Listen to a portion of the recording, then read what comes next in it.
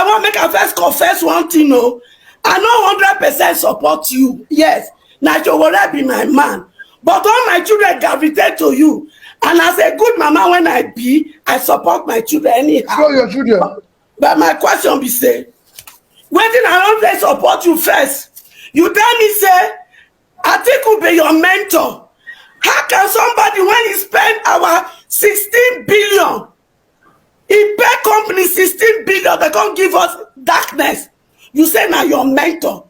How can somebody when sell night sell property for free and that property collapse? People when they do work for them, they become jobless and hopeless. You say na your mentor, so you go answer me that question. Then the other woman are not like you. You tell me say if you enter office, you not go probe these people when thief everything from us. My question to you, Augusta, when they apply for our job, if Nigeria na your company, you can't give out to people since 1960. They call the manager thief and so that your children can't lose hope for life. You can't get opportunity to collect them back. You say you not go put people in play, make it they collect our money from there. That is one question. Then the other question be say, a senator, House of Rep, governor, only 8 years now that they serve for office. The money where they pay them, it pass money when they put for education. And yet na education now be the future of our children. What do you go do about that salary? Because everybody must collect minimum wage. No head pass one head. Then how can they spend only 8 years for office? They go come collect pension for life. And yet my papa and mama, when you suffer for 35 years, una no dey pay them. Even the peanut one they pay them for retirement. They go queue up, go even die in the process. Who does that? So you see this money when they keep them for House of Assembly, when they make them they thief, they do everything to enter into power. We want slash them down to minimum wage. Every allowances, we go put them for police. We go put them for military. We go put them for school. Go look at our school. Children go they sit down for inside water, they go primary school. Is that sellers when you go school? Now so primary school be. Now inside water that they learn. Now inside that they do secondary school. Una can't turn our children to non-entity. Una can't say me they not do yahoo yahoo. If una not change things, I go tell them make they do yahoo yahoo the more. In fact, none of una they go come begin they do yahoo yahoo for their house.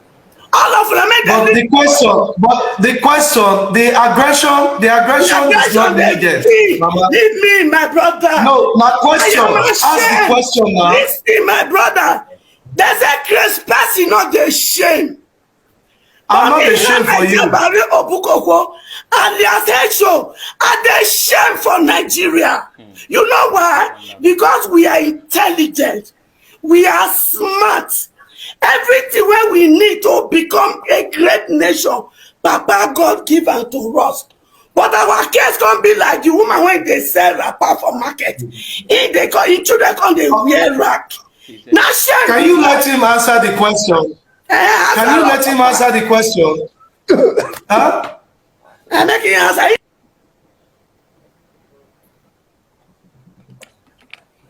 Okay. Hey, what? Excellency. Mama. Make you cool down. If I had known, I for don't end. You know, say it's a time don't they up. Let me say, I did more time. If I don't say, Mama, they come. I for don't end this thing. Where we want to end that? This guy.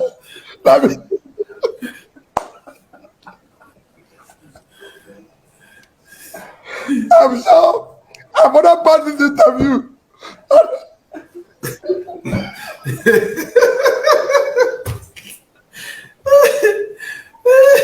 Hey, show. I'm gonna pass this interview, go.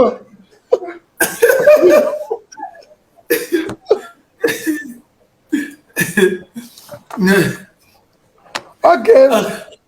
Mama, make a try small. You have every right to be annoyed. You have every right to be upset. We're all upset. The country has all the potentials of being a very great nation. And it's a great nation. This country have helped South Korea to pay salary. Malaysia is thriving today, but Malaysia once came here to take our palm oil in 2021.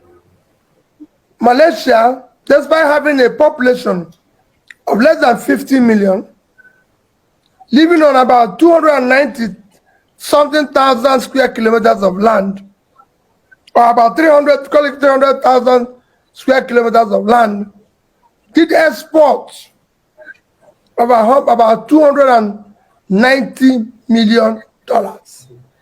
billion, when our own was just about 30. So we're just doing 10% of what they did. That's why I said the country is not productive. It's not productive because over the years, the country has become a case where criminals have taken over. And all they do is to steal whatever it is. And they're stealing it today. That's why I've shouted that those who are stealing our oil are people in government. Those who are stealing our commonwealth are people in government. And that's why we want to stop subsidies, stop everything, and deal with it. I've said we're a failed country because we are not invested in education and everything. What I want to do, and I want Nigerians to trust me, is to stop the stealing. And that's why I gave an example. Using Anambra State, nobody since this campaign started, I've challenged anybody to go to Anambra State where I served as a governor and see whether their money is missing. I've been the only governor who have served a state in Nigeria, apart from Yaradua, that left about 5 billion naira. I left 75, equivalent of 75 billion. Even if anybody wants to doubt, I left in cash $150 million, which you know the equivalent of what it is today. At 600 naira, that is 90 billion. And he had yielded some interest. And at the same time, I left in naira over 30 billion. And nobody put a gun in my head. Every other person who left office the time I left had gratuity or pension. When they brought it for me to sign, it is on record. But I told my speaker, I served the people of Anambra State by the grace of God. It wasn't my power that I came there. I came by His grace. Whatever I am today, it is by grace of God. It's not by my power. Share this video. Share this video. And I will never abuse God's grace. And I'm going home, and I can say it to anybody. Anambra State government have not bought me a bottle of water since I left office 9 years ago. It's there. Nobody have paid me one kobo. Every other place, they change their motto, they do anything. So that's why I want to serve. I never said I support the thieving. That's what I want to stop, and I'll stop it. What I said is that if you're not stealing, your wife and children are not stealing, those around you are not stealing, you stop it. I serve the bank. You can go and ask the bank. I have never defaulted in any loan. I have never taken their money. I was the director, chairman of Security and Exchange Commission. It's a federal government agency. You can go there and ask them every allowance, everything they paid me, whether it's housing, anything, motor, everything, I did not take it. They're here in Abuja. You can go to them. So I've remained that consistent, and I don't intend to change from it. It's even more critical now. I didn't say I will not probe or jail those who have stolen money. No. What I say and I stand by it, if you close your shop and chasing thieves, by the time you come back, you would have lost what is remaining in the shop because they will expire and you lose customer. I'm a trader. Your shop has to be open and you're getting more customers. And you make sure that you're selling the existing goods and don't spend more time in chasing thieves. Because whatever a thief is stolen, some of it they have spent, there's a likelihood you will not recover everything. I'll be very careful. What I want to stop is stop people from stealing any longer. Look at the government that came in and said they want to chase thieves. People stole more. I want to stop people from stealing any longer and then focus on tomorrow. No matter what you think Nigeria have lost, there's more that you can get for tomorrow. I'm a believer in tomorrow. Those who are consumed by yesterday and today will miss tomorrow. Tomorrow is the only dynamic thing. I want to change Nigeria by doing the right thing. Imagine if the present government have drawn the line, like I always say, and use the resources, including the borrowed resources, to invest in the future. It would have been far better. In 2015, we were owing about 15 trillion. Our per capita is about 2,550. Today, we are owing 75 trillion. Our per capita is 2,000. I would have doubled that by focusing on tomorrow. I want to fix education. I want to fix health. And that is why I said I'm not going to be consumed by tomorrow. So don't close your shop and be chasing thieves. Look at it tomorrow. God did not give us eyes to look back. He gave us eyes to look front. Everything I've learned in my life, whether to drive or to bicycle, they'll tell you, look forward. And I've always looked forward. I don't look back, no matter what happens in the back. As for the person I said is my mentor, it's not a problem. Atiku remains a respected senior brother for the rest of my life. Even if my senior brother has his own fault or anything, he remains my senior brother. I always respect him because God allowed him to be my senior brother. And I respect that. What I said is that in this business of politics, that I pass through him. If you are apprenticed in what we call Igbo type of trading, you learn from too many people who have to group you up, and when all of them goes, they settle you. You start the same trade and everything. You might not necessarily sell the way they are selling their own. You might be selling differently, you know. So that is where to go. I pass through his hand. I learn things from him. I respect him. I have so many things, and he will remain so. There's one or two other people who I pass through their hand. I learn what they're doing. All combined, I'm selling my own, in my own style. I don't question how they're selling their own. But I remain respectful of their own distance. We're all looking for customers. It depends on who the customer wants to buy. If you want to buy obedience, here I am to sell it to you. If you want to buy a ticket, he sells it to you. You want to buy a Milocom, he sells it to you. So we have our product with their names clearly spelled. Whichever one you want to buy, it's it. I'm selling my own.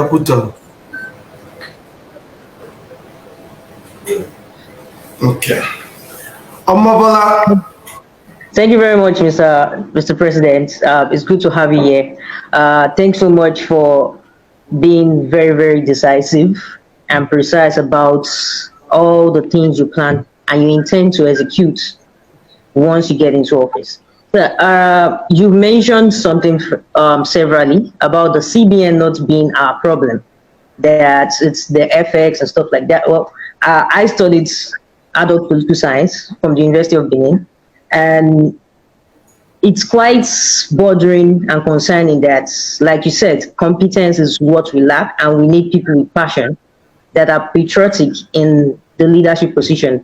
But over time, we've had people from every ends of our affair just getting political offices and political positions. So I graduated from school. I didn't wait for the government. I decided to start my own business. So I'm into entrepreneurship, sir. And first thing this year, 2023, that it's my business first. And I'm speaking on behalf of a whole lot of Nigerian youth right now. Was CBN restricting card payment through MasterCard, Visa card? I'm sure I'm not a whole lot of businesses have been suffering from this. And you mentioned CBN is not a problem, but their policies keep on hindering entrepreneurship. Because, okay, so we couldn't get jobs, right? And we couldn't get the right set of things we felt like we deserved. So we decided to create our own. And we decided to keep our heads under us. We decided to survive. But when we have things like card restrictions and startup limitations bordering into the existence of our businesses, Mr. President, what are the steps you intend to take? First of all, tackling these policies that discourage startup creation and lucration in Nigeria, because that is the reason why a whole lot of youths are leaving. I myself, for the first time in my life, I started considering leaving because I'm like, almost share this business go work like this. You know, you can't really even dream 5 years into the future, 10 years into the future. That's my question, sir. Thank you very much, my sister.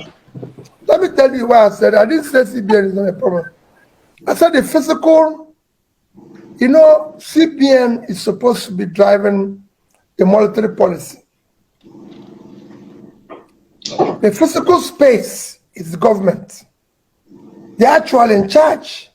What CBN is doing now, which is why they're having to do what they're doing, is that it's like, the way we are in Nigeria now, is that the physical space is weak.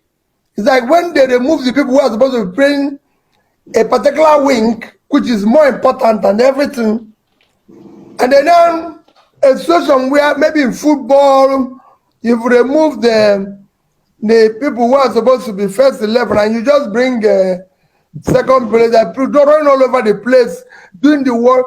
CBN is a monetary space, is not doing what the physical side is supposed to be doing.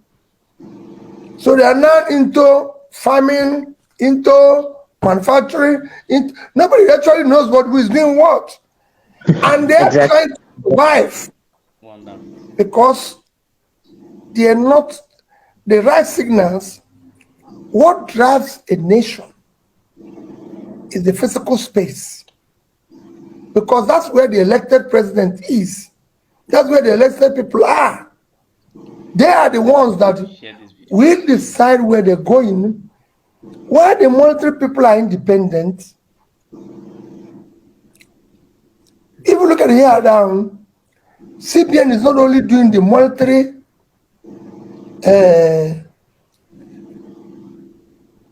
thing they're supposed to be doing.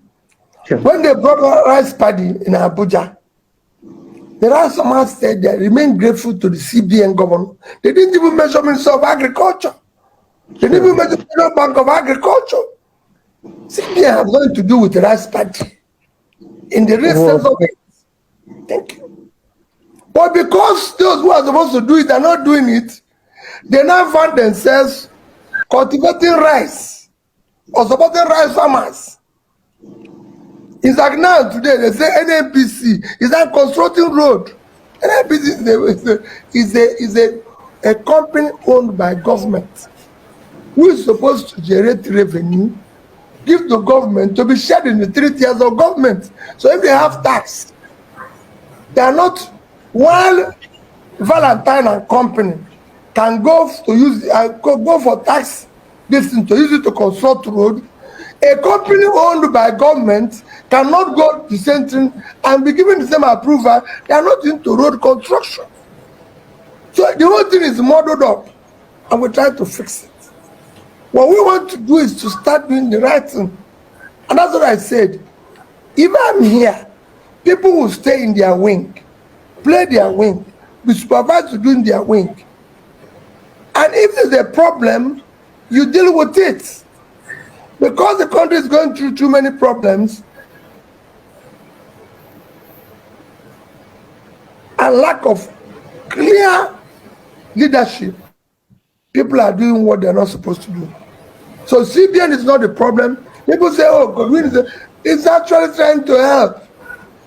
But it happened because the people who are supposed to play other wings are empty. It's like they've run out of, they're not no longer in the field. So it's one playing back, forward, goalkeeper, everything. It can work. You need to get people. Excellency. Yes. Excellency, my producer is already saying to me that even if Mr. Peter Obi wants to stay, you are supposed to be a professional and let this man, allow this man to rest. He's been working all day. Without the mama question, said yeah, and they look for another way because before another one like that. Another one like that. I feel like I lose this job. No, but we have directed them to send all the questions. Well, we're going to put your handle up again. So we've directed most of the questions that we have. We'll forward to your inbox or DM to look at. So I consider me for the one where I don't answer for this job. No, go bring another mama question. If you bring that up, no, mama. But the way you handled it, also I learned from it. What it means is that you understood the problem. I mean, a lot of Nigerians are not happy. Excellency, a lot of Nigerians are hungry. A lot of Nigerians are frustrated. They have every reason to be. They are frustrated. And sometimes we even extend the frustration to ourselves. And it's becoming an issue. Before we start killing each other over people that are stealing all the money and everything, we need to collectively decide and look clearly and more inwardly for the person that is going to take that seat. The person that is going to take that seat is very, very important to all of us. And that's why I've insisted that everybody have to come and answer.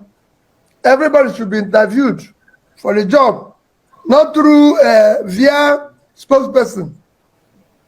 There's nobody who campaigns in the Western world through spokesperson.